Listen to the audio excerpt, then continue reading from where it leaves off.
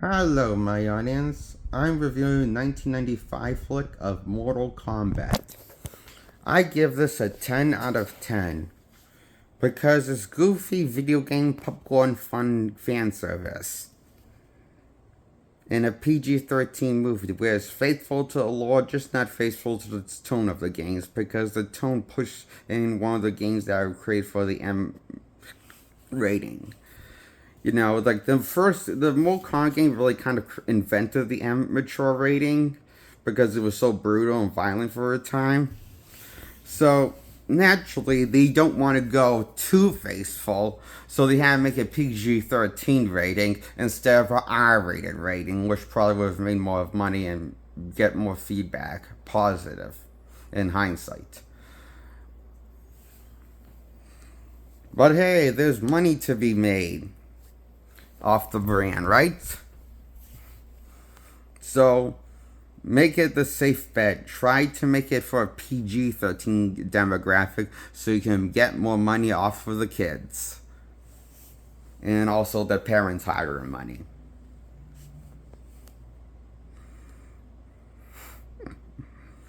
This is rated PG-13, so you can't have any of the fatalities or blood fatalities from the gangs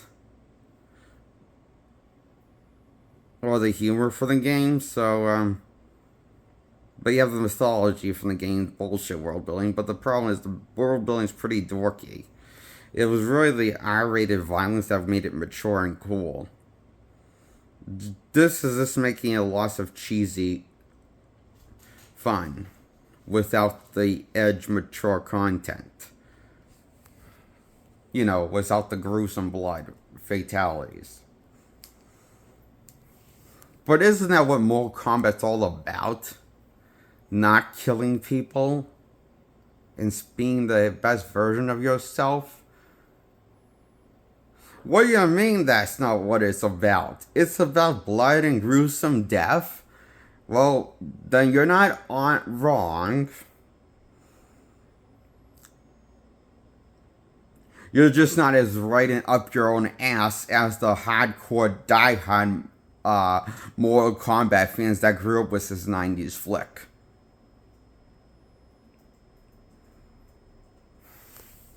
And praise it to this day, the 1995 flick, like it's the best video game adaptation ever, when really it's the remake from 2021. The best video game adaptation ever. This is kicks as much ass and silly tone as the nostalgia ride of my ride impersonations on Ninja Turtles 3. I like this much as took it as seriously as Ninja Turtles 3 or Superman 3. As in, I thought it was supposed to be intentionally a comedy. Especially with Johnny Cage defeating Goro by kicking him in the nuts, bringing him to his fall of doom after kicking him in the nuts with a signature kick and punching him in the nuts.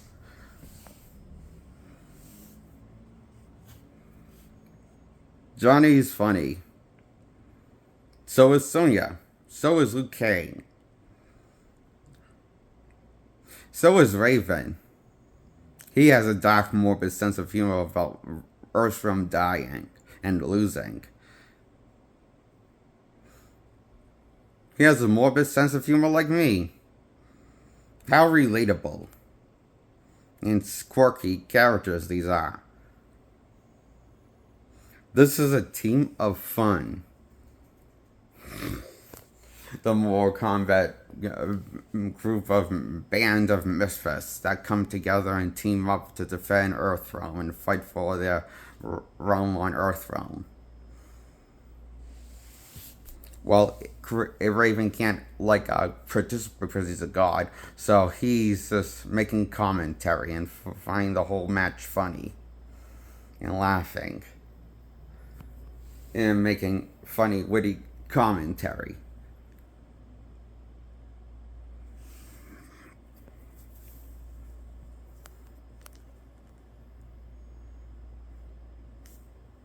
You gotta love how the movie race swapped him from being an Asian person to a white guy. You know how in the old Mortal Kombat games, Raven was it used to be look like an Asian person, but before the '90s flick, they made him more after the '90s flick. You notice how the '90s later Mortal Kombat games, after the '90s flick came out, they made him look more like a white dude because he was played by a white dude from the Highlander movies. That's totally faithful, right? It's race swapping, right? What's more faithful in terms of fan service than race swapping a guy that's supposed to be Asian? Or Japanese, whatever, I get those two races mixed up, but I know that he's not supposed to be a white American dude looking in the games, the old games, so. But, the new games, therefore, did actually race swap him after this movie race swapped him.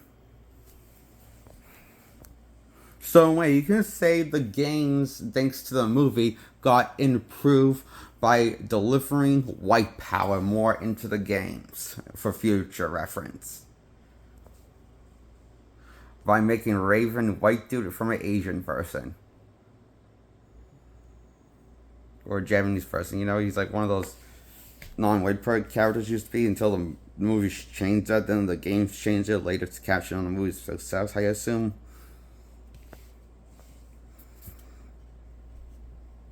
But it was all for the fan service.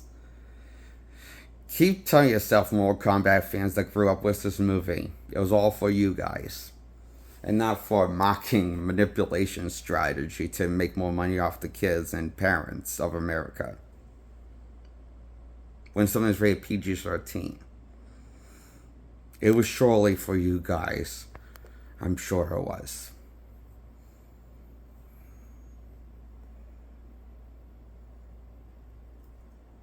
I think Turtles 3 was slightly more of a mature movie than Mortal Kombat, though. And Superman 3. Story-wise, in terms of tone and character building and mature characters developing with villains and stuff, and final battle and stuff, and violence. Superman 3 was more violent, and so was Turtles 3. But does that make it a more adult movie? Probably not. And the public eye.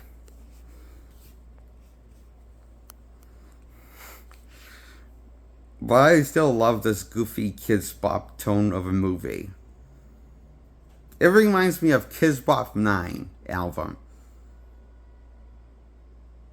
Or the Kids Bop albums, any of them that I listened to. I haven't listened to Kids Bop since Kids Bop 10. I listened to the first 10 albums, but, so, yeah, this was what reminds me of the Kid Bop albums. Especially that Mortal Kombat beat. Mortal Kombat! Bam, bam, bam, bam, bam, bam, bam, bam, bam, bam, bam, bam. It sounds so like a jolly theme song.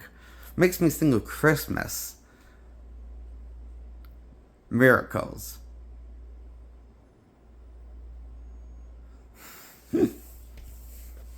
That's why I give the 1995 Mortal Kombat movie a 10 out of 10. I liked it as much as Jean-Claude Van Damme's Street Fighter, the movie.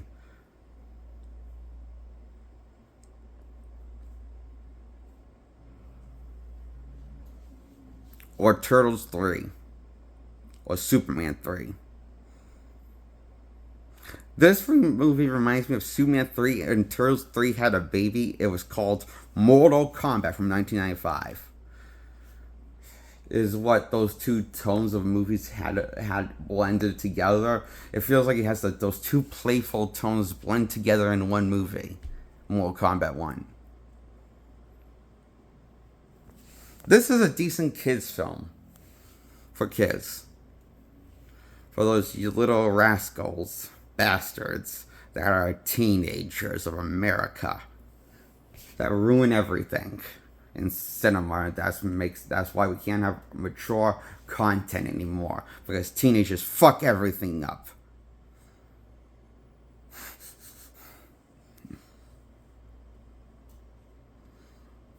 That's what's more good. Without, in a way, Mortal Kombat's kind of ahead of his time, because Aren't almost all R-rated movies extinct now, thanks for the Kids of America?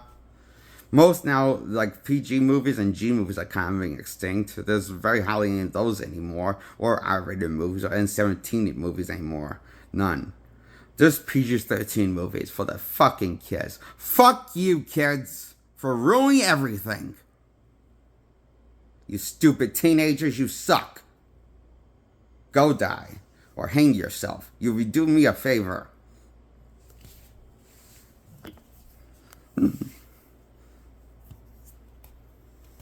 Sorry, that's a little angry I issue because we couldn't get an R-rated Mortal Kombat movie in the 90s because of Kids of America and adults of America taking the kids to movies. In the first place was probably a bad idea in hindsight.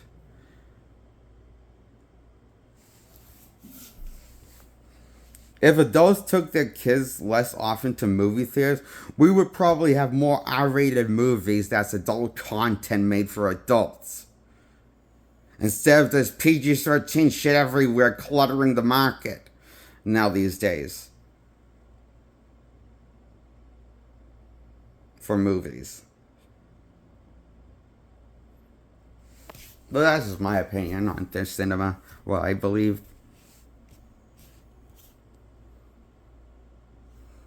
Mortal Kombat as a kids film is a decent kids film as a 10 out of 10.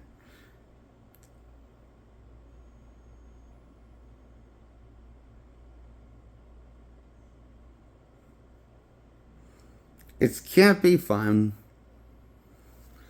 like the Adam West Batman movie with Adam West.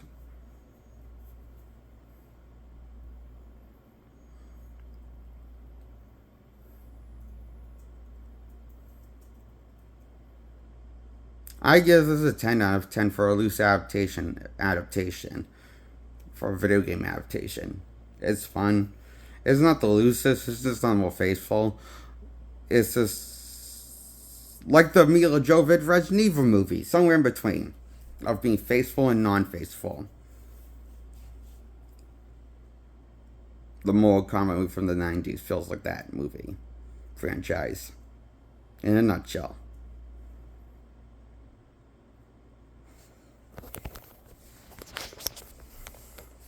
So that's my review on Mortal Kombat from 1995 flick, why I give it a 10 out of 10. Despite its flaws, I still give it a 10 out of 10. Because it's too much fun. Corny fun. I love this cheesy movie. Filled with cheesy writing. But it doesn't hold a candle to Annihilation.